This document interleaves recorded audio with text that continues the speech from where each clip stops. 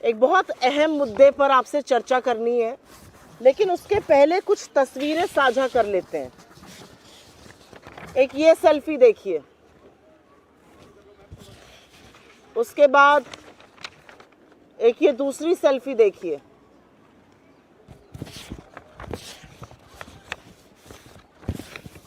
फिर एक तीसरी सेल्फी देखिए, एक चौथी भी लेकर आई हूं। इन सेल्फियों को देखने के बाद आपको कुछ और दिखाऊंगी। 10 नवंबर 2016 को इस देश के तमाम अखबारों में, अगर आप थोड़ा जूम इन कर पाएं, तो फ्रंट पेज पर, कवर पेज पर 10 नवंबर 2016 नोटबंदी के 2 दिन बाद एक बड़ा सा विज्ञापन कवर पेज पर छपा था। और आप लोग तो प्रबुद्ध मीडिया के साथी, आप जानते हैं कि कवर पेज कितना महंगा होता है, लेकिन ये कवर पेज का विज्ञापन छपा था जिस पर मोदी जी को मजबूत निर्णय, नोटबंदी जैसे मजबूत निर्णय को लेने के लिए साधुवाद किया गया था। पेटीएम ने छापा था। ये वही पेटीएम है जो नरेंद्र मोदी जी के ऊपर एक पिक्चर बनी है, थोड़ी घटिया सी पिक्चर थी, कोई बात नहीं। उस पर 15% का कैशबैक देता है, 200 रुपए कैशबैक, जिसका जिक्र प्रधानमंत्री उत्तराखंड की अपनी रैली में करते हैं। तो ये सारी सेल्फी में जो व्यक्ति आपको दिख रहा है, तमाम वीडियो है उछल कूद करते हुए, डांस करते हुए, खुश होते हुए। ये वीडियो विजय शेखर शर्मा के हैं, जो पेटीएम के सीईओ हैं, जो पेटीएम के संस्थापक हैं, फाउंडर हैं। और इस तरह का साधुवाद देना, इस तरह की खुशी व्यक्त करना स्वाभाविक है, क्योंकि मोदी जी ने छप्पर फाड़ के उनको खुशियां देने का काम किया है।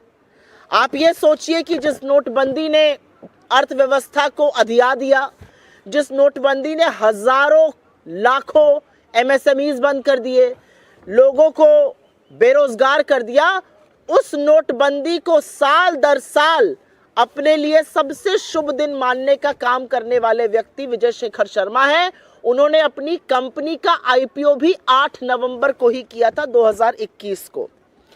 खैर, परेशान करने वाली बात यह है कि इस व्यक्ति और इसकी कंपनी के खिलाफ मनी लॉन्ड्रिंग जैसे गंभीर आक्षेप लगे हैं और गंभीर आरोप लगे, और ये विपक्ष ने नहीं लगाए, ये इस देश के भारतीय रिजर्व बैंक ने लगाए हैं। और उन अनियमितताओं के चलते उनके पेटीएम पेमेंट बैंक को प्रतिबंधित कर दिया गया है, पूरी तरह से बंद कर दिया गया है।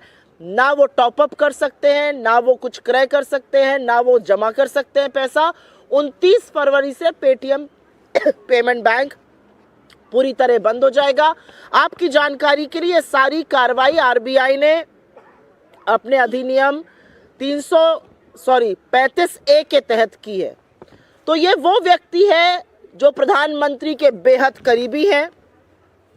ये वो व्यक्ति हैं जिनके बारे में प्रधानमंत्री अपनी चुनावी रैली में जिक्र करते हैं, तमाम सेल्फी खिंचाते हैं। आप सब जानते हैं, प्रधानमंत्री की तस्वीर को अगर आप किसी अखबार में इस्तेमाल करते हैं विज्ञापन के लिए, तो आपको पीएमओ की संस्तुति चाहिए होती है। तो ये बहुत करीबी है प्रधानमंत्री के, बहुत चहेते हैं, बहुत लाडले हैं। और अब ये मनी लॉन्ड्रिंग जैसे आक्षेपों से घिरे हुए हैं। और ऐसा नहीं है कि ये गाज एकदम से गिर गई है, क्योंकि अगर खबर देखिए और रिपोर्टर्स जो आप ही लोग लगा रहे हैं, उनके मुताबिक 2017 में लाइसेंस मिलने के 1 साल के अंदर गंभीर घपले शुरू हो गए थे और आरबीआई ने बार बार दंडित करने का भी काम किया। कभी जमाकर्ताओं पर रोक लगी, कभी जुर्माना लगा 6-6 करोड़ रुपए का, तमाम चीजें हुई। लेकिन उस दौरान भी, उसके बावजूद भी प्रधानमंत्री इनकी पैरवी करते रहे, इनका प्रचार प्रसार करते रहे। कुछ बातें जिन पर इनको यह सजा सुनाई गई है उसका उल्लेख कर देती हूं। खबरों के मुताबिक आरबीआई ने 35 करोड़ पेमेंट बैंक के जो वॉलेट थे उसका निरीक्षण किया। उसमें से 31 करोड़, 35 करोड़ का निरीक्षण किया, 31 करोड़ निष्क्रिय पाए गए। पैन कार्ड, एक एक पैन कार्ड हजारों नंबरों से जुड़ा पाया गया। लाखों खातों का केवाईसी नहीं हुआ था। मनी लॉन्ड्रिंग की संभावनाएं इसी से उजागर हुई। बैंक द्वारा लगातार झूठी अनुपालन रिपोर्ट देती जाई गई और जो ग्रुप 197 कंपनी का नाम है, लेकिन पेटीएम की जो ग्रुप कंपनीज हैं उसमें आपस में जो घपला था, उसके चलते आरबीआई ने ये बड़ा कदम उठाया। यहां पर दो चीजों की बात करनी जरूरी है, क्योंकि पेटीएम पर पहले भी अपने डेटा को भारतीय जनता पार्टी के साथ साझा करने का गंभीर आरोप लग चुका है। आरबीआई ने पेटीएम पेमेंट बैंक के बीच और पेटीएम के बीच होने वाले डेटा ट्रांजैक्शन पर भी गहन चिंता जताई है और यह भी सामने आता है कि इस चिंता के बावजूद ना शीर्ष अधिकारियों का तबादला हुआ, ना उनके खिलाफ कोई कदम उठाया गया और कंपनी ने बिजनेस बढ़ाने के जुनून में लगातार नियमों का उल्लंघन किया और हर तरह के कानून को ताक पे रखा। शायद वो कहावत है हमारी तरफ, कहते हैं जब सैया भय कोतवाल तो डर काहे का। मोदी जी साथ में हैं, उनके साथ सेल्फी खींच रही हैं, वो प्रचार प्रसार आपका इलेक्शन रैली में कर रहे हैं, तो डरने की क्या बात है इन लोगों को। खैर, एक और चिंता जो आरबीआई ने जताई वो पेमेंट बैंक की शेयर होल्डिंग को लेकर है। करीब 49% हिस्सेदारी पेटीएम कंपनी की थी, जिसे लोग 197 कम्युनिकेशन के नाम से जानते हैं, लेकिन 51% हिस्सेदारी इस बैंक की सिर्फ और सिर्फ एक व्यक्ति विजय शेखर शर्मा के पास थी, जिनकी सारी सेल्फी मैंने आपके सामने साझा करी है। और ये एक बहुत चिंता का विषय है, क्योंकि इससे ये साफ होता है कि एक व्यक्ति जिस तरह का भी निर्णय चाहे वो कर सकता था। अंत में आरबीआई की कार्रवाई की एक बड़ी वजह, और ये बहुत चिंता का विषय ये भी था कि चीनी निवेश भर भर के, चीन की कंपनी का निवेश भर भर के पेटीएम में था। पहले अलीबाबा और उसके बाद भी जो एंट ग्रुप है चाइना का, उसके पास करीब 10% साझेदारी आज भी है और संभावनाएं हैं कि डेटा की साझेदारी उस कंपनी के साथ की गई। तो अंत में कुछ बड़े सवाल खड़े हो जाते हैं, कुछ बड़े गंभीर मुद्दे खड़े हो जाते हैं जिसको उठाना जरूरी है। क्या मोदी जी के मधुर संबंधों के चलते उद्योगपति कानून को ताक पर रखकर काम कर रहे हैं? इतने सारे उल्लंघनों के बावजूद भी पेटीएम पेमेंट बैंक को इतनी लंबी ढील क्यों दी गई? 2017 से ही अनियमितताएं शुरू हो गई थी, 7 साल तक इतनी लंबी ढील क्यों दी गई? मनी लॉन्ड्रिंग जैसे गंभीर आक्षेप लगे हैं। एनफोर्समेंट डायरेक्टरेट उसके बारे में क्या कर रहा है? ईडी कौन सी नींद सो रहा है पेटीएम को लेकर? ये जरूर पढ़ना चाहिए। पेटीएम ने बीजेपी, भारतीय जनता पार्टी और पीएम केयर्स फंड को कितना चंदा दिया और क्या उस चंदे की बदौलत वो आज तक बचा रहा है? पहले अडानी और अब ये बार बार जो मोदी जी के लाडले हैं, उनके खिलाफ एजेंसियां शिथिल क्यों पड़ जाती हैं? ये अपने आप में एक बड़ा सवाल है। और अंत में 2 सवाल जरूरी हैं। ईडी के 95% केसेस विपक्ष के लोगों के खिलाफ है, क्या ईडी इससे संतुष्ट है? और पेटीएम का तमाम ट्रांजैक्शन में लेन देन है, 10 करोड़ से ज्यादा तो पेटीएम के उपभोक्ता हैं, क्या यह डेटा भारतीय जनता पार्टी के साथ शेयर हो रहा है? सरकार की दी हुई जानकारी के मुताबिक वित्तीय वर्ष 2023 में करीब 137 लाख करोड़ का डिजिटल पेमेंट हुआ, जिसमें पेटीएम का अच्छा खासा शेयर है। क्या ये दावे के साथ कहा जा सकता है कि ये डेटा गोपनीय है, ये डेटा सुरक्षित है, या इसकी ब्रीच हुई है? ये बहुत सारे प्रश्न हैं। पेटीएम का स्टॉक लगातार गिर रहा है, माइनॉरिटी शेयर होल्डर्स इससे आहत हैं, पर सबसे बड़ा सवाल यह है कि जिस कंपनी पर मनी लॉन्ड्रिंग जैसे गहन आरोप इस देश के banking regulator reserve bank of India ने लगाए हैं, वो किस तरह से खुला घूम रहा था और प्रधानमंत्री उसका प्रचार प्रसार और पैरवी क्यों कर रहे थे? आज ये सवाल उठना भी जरूरी है और इसका जवाब भी आना जरूरी है। I will very briefly make a statement in English on this. I have already shared multiple pictures here of selfies, of newspaper ads, of cash return as far as the Modi movie is concerned. If you remember, in Uttarakhand, the Prime Minister spoke about 15% cashback up to 200 rupees on a movie that was made on him if you bought the tickets through Paytm. There are multiple selfies that have been clicked. There is an entire newspaper ad here which was put out on the 10th of November, 2 days after demonetization was announced. In all leading dailies, Paytm thanked Mr. Modi for bold decisions. So here is Vijay Shekhar Sharma, who is a huge beneficiary of demonetization, known to be extremely close to the Prime Minister, and whose Paytm Payment Bank has now been banned by the Reserve Bank of India. But the trouble did not happen all of a sudden. The trouble had been going on for a while, and the reality is that the Paytm Payment Bank was found to be flouting rules from the time it was conceptualized, from the time it got a banking license. There are various things that the RBI found out. 35 crore Paytm banks and wallets were probed. 31 crore of them were found to be not operational. KYC was not done. Questions of money laundering have arisen. PAN cards were attached to thousands of accounts at the same time. There was no compliance report, and if compliance report, misleading compliance report was submitted by the Paytm payment banks. The relationship between Paytm and Paytm Payments Bank and various group companies has come to fore. So these are very, very serious allegations, including the one about money laundering. The reality also is that nothing concrete was done by the management as far as these irregularities was concerned. The reality also is that RBI has raised questions about the shareholding of Paytm Payment Bank. 51% of that shareholding rests with one individual. It raises questions on decision making. And last but not the least, the Chinese investment and the possibilities of data having shared with Chinese companies as far as Paytm is concerned has raised a huge cause of concern. But the questions that arise out of this are multiple, and these questions deserve answers. Is the country and our people roughshodding?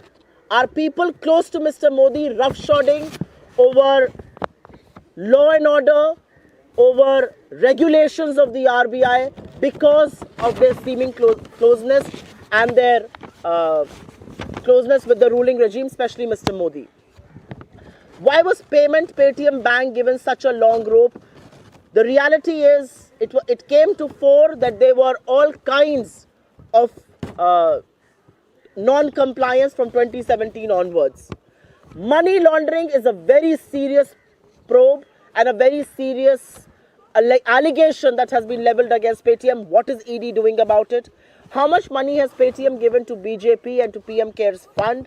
Have they been let loose because of the donations that they have made, apart from their closeness to Mr. Modi? And last but not the least, why is it that everybody associated with Mr. Modi sees no probe, whether it is Mr. Adani or whether it's Vijay Shekhar Sharma or Paytm? And lastly, Paytm has a substantial share of digital payments. Can one put their hand on their heart and say that data has not been breached, data has not been leaked to the government, to the BJP and to the Chinese partners? These are some very substantial questions, and I think one deserves to know what the government of India is doing about it. One question I would like to ask is, if ED has found the time from probing 95% opposition leaders, maybe it needs to begin talking about Paytm and the money laundering charges there as well. आपके सवालों का स्वागत है. I will first talk on Paytm. अगर आपके पास Paytm पे कोई सवाल है तो उस पर जरूर पूछिए, क्योंकि सरकार ने अभी तक कोई जवाब नहीं दिया है. असलियत यह है कि 2017 से इरेगुलरिटीज चल रही थी, आरबीआई ने बैन कर दिया है, लेकिन सरकार ने अभी तक कोई जवाब देना वाजिब नहीं समझा है. तो मुझे लगता है पहले Paytm पे बात हो जाए, अगर आप लोगों के कुछ सवाल उस पर हो.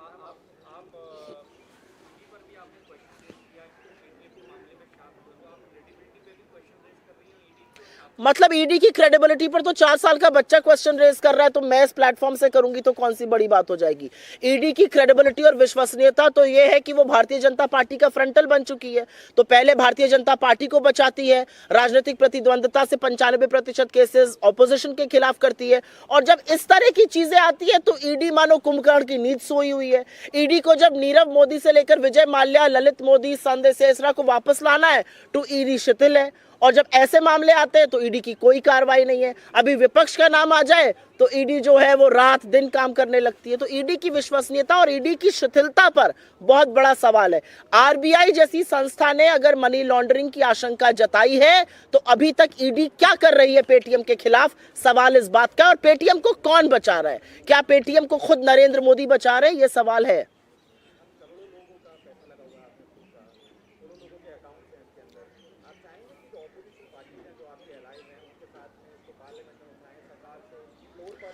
मैं बिल्कुल आशा करती हूं कि इस मामले को सदन में उठाया जाएगा। मैं बिल्कुल आशा करती हूं कि इस मामले की उचित कार्रवाई होगी। मैं आशा करती हूं कि जो छोटे निवेशकर्ता जो जिनका पैसा डूब गया और जो लोग उपभोक्ता है पेटीएम और पेटीएम पेमेंट बैंक के, उनको क्लैरिटी मिलेगी। एक अजीब सी आशंका है लोगों के अंदर, लोग घबराए हुए हैं, लोगों को लगता है कि उनका डेटा ब्रीच हुआ है। डेटा ब्रीच होने के साथ साथ यहाँ पर पैसे की भी बात है। इतने लोग जो फास्टैग यूज करते हैं, बहुत सारे लोग पेटीएम पेमेंट बैंक के थ्रू करते हैं, उसका क्या हो रहा है?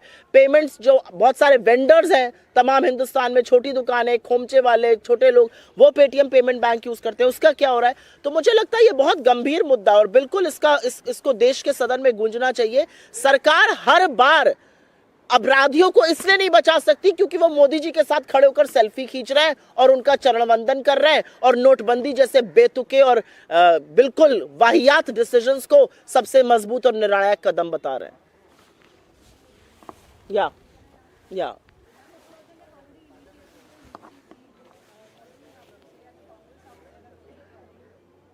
I don't have to say anything. I think these are election jumlas and they will continue up until elections.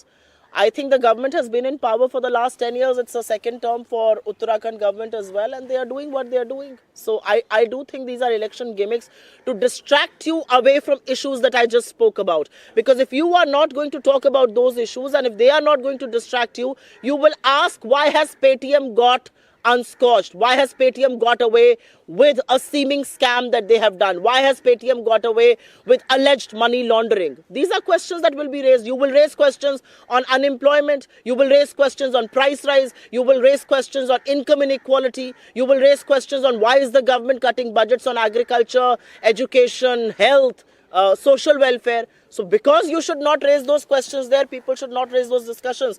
These things will be floated. These are hot air balloons. Let them be floated.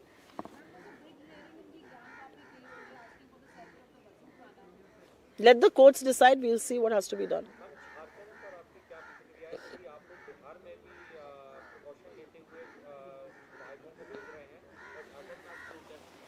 मुझे ऐसा लगता है कि लोकतंत्र में अगर आपको अपने विधायकों को हटाना पड़ रहा है, अगर आपको प्रिकॉशन लेना पड़ रहा है, तो ये लोकतंत्र के लिए बड़ा गंभीर दिन है। ये लोकतंत्र के लिए बड़ा दुखद दिन है। और दुखद दिन इसलिए है क्योंकि ये लोकतंत्र को तार तार करता है। ये दिखाता है कि सत्ता में बैठे हुए हुक्मरान पैसे और एजेंसियों के बल पर लोकतंत्र का दम घोटने का काम करते हैं। वो खरीद फरोख्त करते हैं, वो चुनी हुई सरकारों को गिराते हैं, वो मताधिकार का दुरुपयोग करते हैं। ये लोकतंत्र के लिए गंभीर विषय है और बिल्कुल जो कदम उठाना होगा चुनी हुई सरकारों को बचाने के लिए, मताधिकार की रक्षा के लिए, लोगों का जो मताधिकार था उसको ऊपर रखने के लिए, वो हम करेंगे।